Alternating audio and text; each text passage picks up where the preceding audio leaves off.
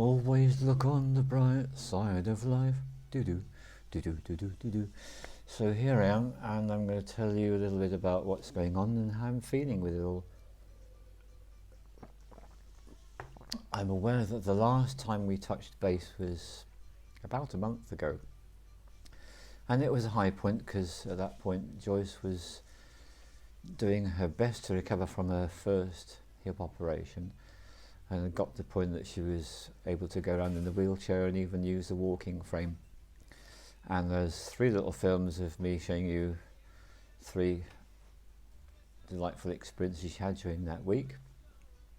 So since then, what's happened, she's had a total of 8 falls, and unfortunately some of those have been onto hard surfaces, and I was concerned that she may have done more damage, and so the home agreed that she would have a x-ray, and she was put forward for an urgent referral. Had to wait a rather long time, I think it was about a week, maybe more, before she finally got her x-ray. And when that was done in the local hospital, the answer is yes, she has broken the hip in another place and she'll have to go straight to hospital. So that's what I did, took her straight to hospital, and that's where she is now. And in that time, the home has made it clear that they can no longer care for her because she needs one-to-one care. So that being the case, that puts us into the situation of looking for somewhere where she can be looked after, where she can be safe. So that's the practicality of it all, and I've made a film to explain just a little bit about the process, but I want to talk in this film about feelings and tuning in, apart from the occasional outburst of anger, and I'm sorry, but yes, my poor partner is sometimes the one that gets this, and other times it's not expressed to anyone, it's just how I feel. And also I feel a lot of despair, I feel a considerable amount of anguish because I know that my mother's situation is difficult, and I then realise that actually the overriding feeling I have is one of powerlessness, because I want to do the best for her, and it is so difficult to negotiate my way through all the different organisations and institutions that are actually taking responsibility for her care along with me and the family, and we have the power of attorney. We're always attempting to do the best thing we can for her. So I also have a lot of heaviness, I think, as well, as a result of all this.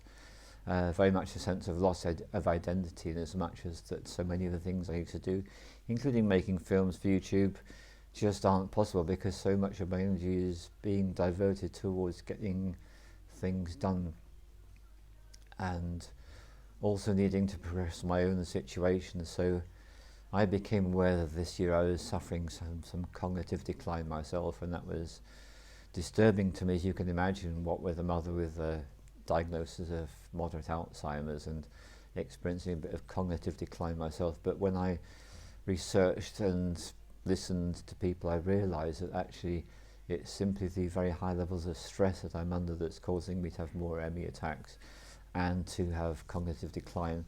And I've had some EMDR therapy. I'm also having some bone therapy, which is incredibly supportive, and great respect for bone therapists everywhere. So apart from working with things like problems with back pain and other problems with the body, they can also help for when you're going through really difficult times too, really challenging times.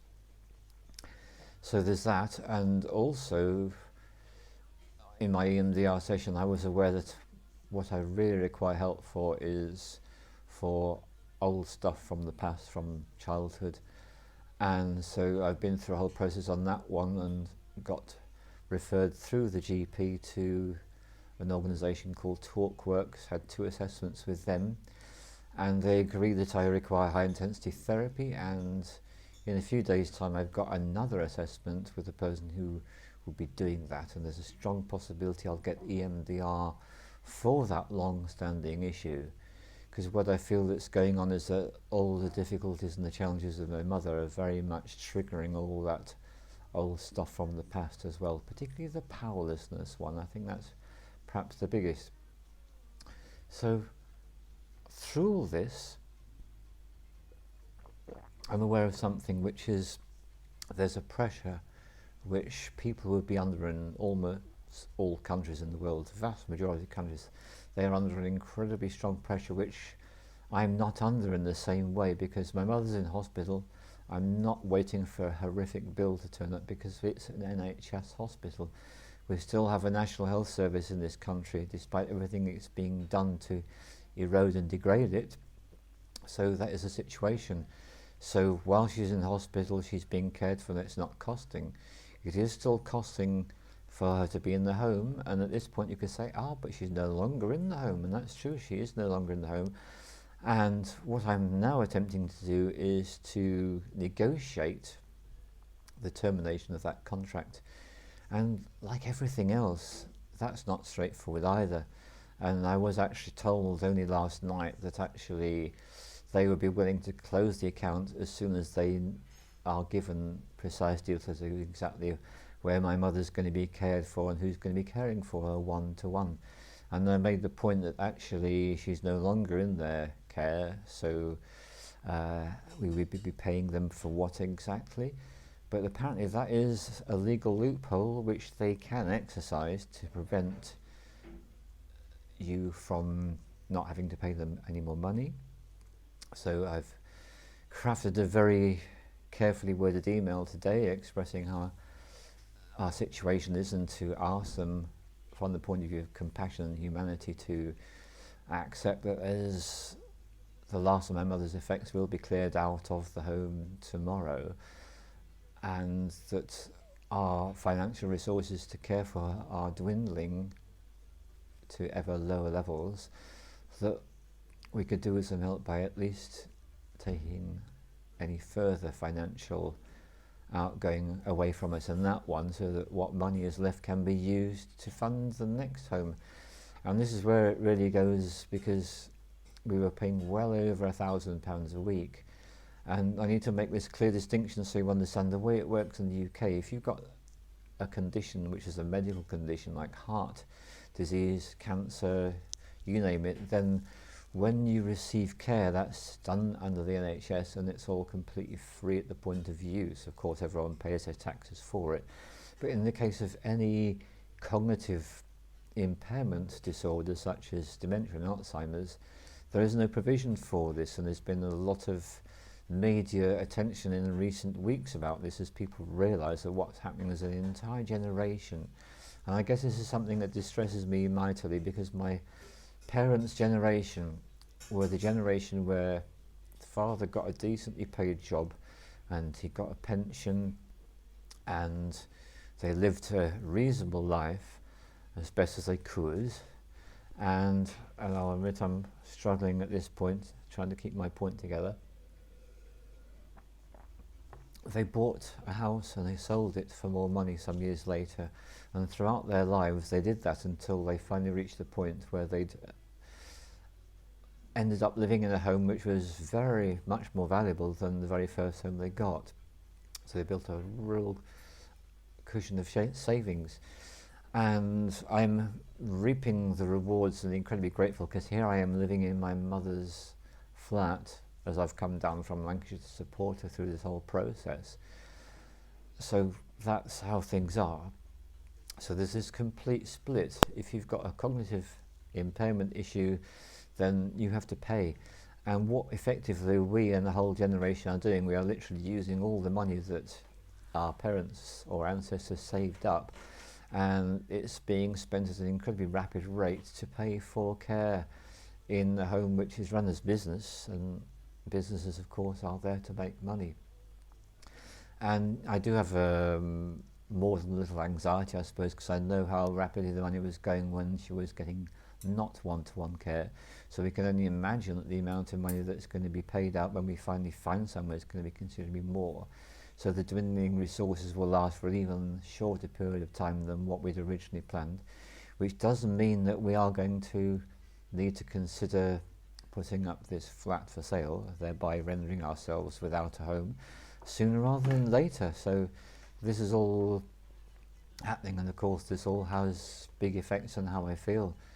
And yeah, powerlessness, I feel that's a big one. Some despair, anxiety, overwhelm, I think that's a big one as well, with the occasional outbursts of anger and sadness as well, whereby I recognise I don't have the energy to do all the things I used to do. But I really want to bring this back to looking on the bright side of life, because there are so many benefits that I do experience as I'm going through all this. And I guess the biggest thing is I do live in a country with a welfare state, and at least there is provision. In many parts of the world that wouldn't be the case, and the situation would be even more distressing than what it is. So I feel a great sense of gratitude there. Also an enormous sense of gratitude for my partner, who's given me so much support through all this process. And then gratitude for the locality and the environment.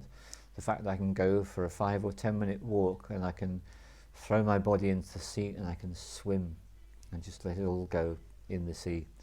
And then when I get out of the water, just really cover myself in the seawater, really cleanse myself off, and then go about my day. So when I've got the energy to do that, I like to start the day doing that. And then the other thing, if I get particularly overwrought or overwhelmed in the day, I can always, if I've got the energy, go on the bike and cycle into some nature and just spend a while picking blackberries and take them home and make a blackberry and apple pie. And in fact, last time I did this, I actually managed to find a place where I was able to take some apples from the floor and even pick 1 or 2. So that was really nice.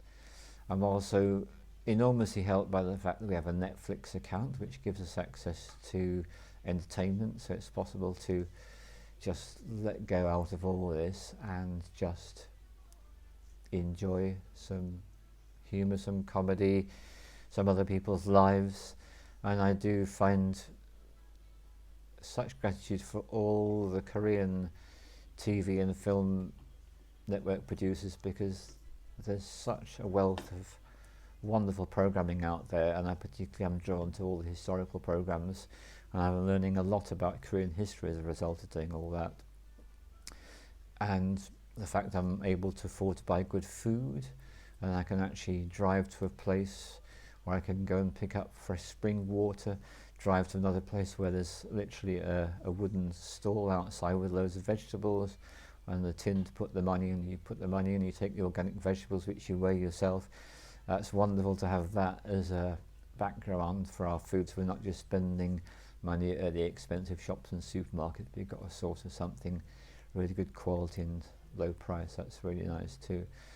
And very grateful for the support of members of my family as I'm going through all this, and for friends and the therapists that are helping me. So it really is whatever's going on, and I do feel that so many people this year are being challenged. Look on the bright side of life, and as my mother always used to say to me when I was a small child, count your blessings. So that's it. I am blessed in so many ways. So thank you very much for listening, and apologies for not being in touch very often these days. And when I'm able to let you know a little bit how things are, I'll do so. Thank you.